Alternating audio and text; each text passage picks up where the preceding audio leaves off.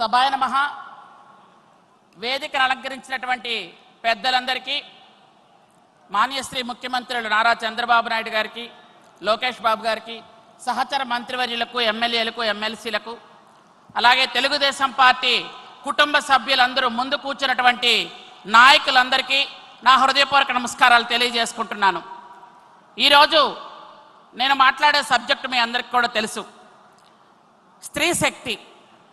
ఈరోజు మహిళలు ఎక్కడ పూజించబడతారో అక్కడ దేవతలు నడయాడుతారు అని పూర్వం ఉన్నటువంటి ఒక నానుడి.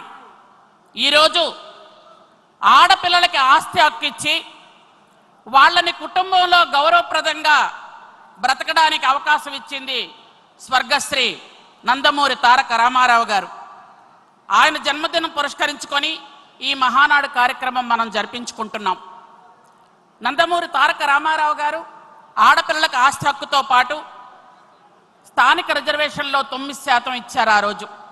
అలా ఇచ్చిన తర్వాత మనందరం కూడా చంద్రబాబు నాయుడు గారు వచ్చిన తర్వాత స్థానిక సంస్థల ఎన్నికల్లో 33% రిజర్వేషన్తో పాటు కాలేజీల్లో అలాగే ఉద్యోగ అవకాశాల్లో కూడా 33% రిజర్వేషన్ ఇచ్చి స్త్రీ శక్తికి మరి కాస్త మనందరినీ వెన్నుతట్టి ప్రోత్సహించినటువంటి మహానుభావులు మన చంద్రబాబు నాయుడు గారు. అలాగే గత ప్రభుత్వంలో జగన్మోహన్ రెడ్డి అక్క చెల్లెమ్మలు అని పిలిచి నుదుటి మీద ముద్దు పెట్టి నెత్తి మీద ఒక గుద్దు గుద్ది వాళ్ళని కింద పడేసిన పరిస్థితి మీ అందరికీ కూడా తెలుసు. ఈరోజు ఎవరైనా ఒక ఆడపిల్ల కన్నీళ్ళు ఉన్నాయి అంటే వెంటనే నేనున్నాను అనుకొని ముందుకొచ్చి వాళ్ళ కన్నీళ్లు తుడిచేటట్టు పరిస్తున్నటువంటి ఈ సందర్భంలో ఈరోజు లోకేష్ బాబు గారి గురించి చెప్పాలి. ఒక వాట్సాప్ మెసేజ్ పెట్టినా, ఎవరైనా ఒక లెటర్ రాసినా, ఎవరైనా ఒక కబురు ఉంచినా చాలు వెంటనే లోకేష్ బాబు గారు స్పందించి ఆ ఆడపిల్లకి రక్షణగా ఉంటున్నారు. అలాగే ఆడపిల్లలను ఎవరైనా ఏడిపించినా, ఆడపిల్లల మీద అగాధ్యాలు చేసినా వెంటనే వాళ్ళ తాట తీయండి అని చంద్రబాబు నాయుడు గారు ఒక ఆర్డర్స్ కూడా వేశారు. ఆ రోజు అమరావతిలో మహిళల్ని బట్టలు ఊడదీసి వాళ్ళంతా అసభ్యకరంగా వాళ్ళని కొట్టి, అలాగే చాలామంది ఈరోజు వేదిక మీద ఉన్నటువంటి మాలాంటి చాలామంది ప్రజాప్రతినిధుల్ని పూర్తిగా అసభ్యకరమైన పోస్టు పెట్టి ఎంతో హింసించేవాళ్ళు. ఈరోజు చూసుకున్నట్టయితే మహిళల్ని భద్రతతో బాధ్యతగా ఈ పార్టీ ఆ పార్టీ అని చూడకుండా ఎవరైనా కామెంట్ చేస్తే ఊరుకోను అని ఒక నిర్ణయం చెప్పినటువంటి చంద్రబాబు నాయుడు గారికి మహిళా లోకం అంతా కూడా రుణపడి ఉంటామని మనందరం కూడా తెలియజేసుకోవాలి.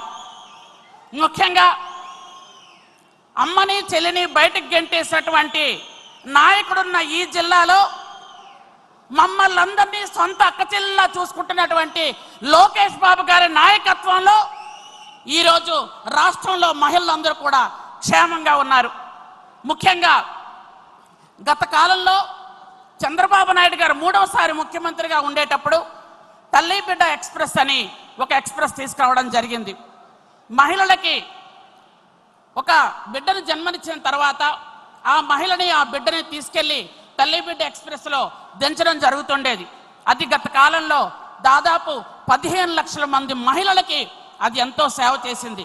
కానీ గత సైకో జగన్మోహన్ రెడ్డి ఈ జిల్లాలో ఉన్నటువంటి పులివెందుల పులి అని చెప్పుకుంటున్నటువంటి పిల్లి మనందరం కూడా మాట్లాడితే వెంటనే ఏదైనా వేరే రాష్ట్రానికి పారిపోతున్నటువంటి ఒక అసమర్థుడు మహిళల తాలూకా ఎన్ని పథకాలు క్యాన్సిల్ చేశాడు అనంటే చాలా పథకాలు, 1 కాదు 2 కాదు. తల్లి బిడ్డ ఎక్స్ప్రెస్, ఎన్టీఆర్ బేబీ కిట్స్, అన్నామృతం, తల్లి సురక్ష పథకం, సామూహిక సీమంతాలు, మహిళలకి ఉచిత వైద్య పరీక్షలు, బాలామృతం, తల్లి బిడ్డ చల్లగా, సైకిళ్ళ పంపిణీ, సకల బాలికల సంరక్ష, పెళ్లి కానుక, దీపం పథకం, డోక్రా మహిళలకి రుణాలు, ఇలాంటి చాలా పథకాలను రద్దు చేసి మా అక్క చెల్లెలందరికీ కూడా నెలకి 3000 రూపాయలు ఇస్తాను, బీసీ ఎస్టీ ఎస్సీ మైనారిటీ అందరికీ కూడా నేను డబ్బులు ఇస్తానని నమ్మబలికి ఎవరికి కూడా పైసా ఇవ్వకుండా తిరిగి డ్వాక్రా గ్రూపులందరికీ కూడా ఈరోజు డ్వాక్రా గ్రూపులు ఉన్నాయంటే చంద్రబాబు నాయుడు గారు మానస పుత్రిక. డ్వాక్రా గ్రూపులు పెట్టి మహిళలందరినీ ఆర్థికంగా ఎదగడానికి చేయూతనిస్తే అలాంటి డ్వాక్రా గ్రూపులకి రుణాలు ఇవ్వకుండా డ్వాక్రా గ్రూపుల్లో ఉన్నటువంటి మహిళలు డబ్బులు తినేసినటువంటి దేవాంతకుడు ఎవరయ్యా అంటే సైకో జగన్మోహన్ రెడ్డి అని మీ అందరికి కూడా చెప్పక తప్పదు. ఇక్కడ ఉన్న వాళ్ళందరూ కూడా కార్యకర్తలు కాదు, అందరూ లీడర్లు. మీరందరూ కూడా సమావేశాలకు వెళ్ళి చెప్పే పరిస్థితి. సమావేశాల్లో ఖచ్చితంగా అందరికీ కూడా ఒక విషయం మాత్రం చెప్పదలుచుకున్నాం. రాష్ట్రంలో ఉన్నటువంటి మహిళల్లో ఈరోజు రాష్ట్ర జనాభాలో 50% మంది మహిళలు ఉన్నారు. 50% మంది మేమే ఉన్నాం. ఆ రోజు మన నాయకుడు కండతడి పెట్టుకుంటే ఇది గౌరవ సభ వచ్చినప్పుడే, ఇది గౌరవ సభగా వచ్చినప్పుడే నేను మళ్ళీ ముఖ్యమంత్రిగా ఈ సభలో అడుగు పెడతాను అని నాయకుడు చెప్పిన వెంటనే మొత్తం 50% మంది మహిళలు కూడా ఆయన వెంట నడిచి మహిళల ఓట్లు అత్యధికంగా పడినటువంటి ఈ తెలుగుదేశం పార్టీ మన ముఖ్యమంత్రి వర్యులు నారా చంద్రబాబు నాయుడు గారిని మనం 4వసారి కూడా గెలిపించుకున్నామని మీ అందరికి కూడా నేను తెలియజేసుకుంటున్నాను. ముఖ్యంగా అందరికీ కూడా ఇక్కడ ఉన్నటువంటి పెద్దలందరికీ కూడా ఒక విజ్ఞప్తి చేస్తున్నాను. మన పిల్లల్ని కానీ మహిళలను కానీ దయచేసి గౌరవించండి. మహిళల మీద జరుగుతున్నటువంటి చిన్న చిన్న అఘాయిత్యాలు, చిన్న చిన్న వాటిలన్నిట్లు కూడా మనం మారితేనే మారుతాయి. ఎందుకంటే ఎంతమంది పోలీసులు ఉన్నా కానీ మన తెలుగుదేశం పార్టీ కుటుంబ సభ్యులందరూ కూడా పోలీసుల్లాగుండి మహిళలను రక్షించమని మరొక్కసారి మీ అందరికీ తెలియజేసుకుంటూ ఈ రోజు నాకు ఈ అవకాశం ఇచ్చినటువంటి చంద్రబాబు నాయుడు గారికి హృదయపూర్వకంగా ధన్యవాదాలు తెలియజేసుకుంటూ, ఒక గిరిజన మహిళని నేను ఈరోజు రాష్ట్ర మంత్రిగా ఇక్కడ ఉన్నాను అంటే ఒక సామాన్య గిరిజన కుటుంబంలో పుట్టి నాలాగే ఇంకొక 2 సోదరీమణులు ఉన్నారు, 3 మహిళా మంత్రులు. గత కాలంలో మహిళా మంత్రుల్లాగా ప్రెస్లకు మాత్రమే కనిపించే మంత్రులు కాదు, స్వశక్తితో నిర్ణయాలు తీసుకొని మీరు పని చేయండి అని భుజం తట్టి మమ్మల్ని ముందుకు పంపిస్తున్నటువంటి చంద్రబాబు నాయుడు గారికి, లోకేష్ బాబు గారికి నా హృదయపూర్వకమైనటువంటి ధన్యవాదాలు తెలియజేసుకుంటూ మమ్మల్ని ఆశీర్వదించిన మీ అందరికీ మరొక్కసారి నా హృదయపూర్వక ధన్యవాదాలు. జై హింద్, జై తెలుగుదేశం.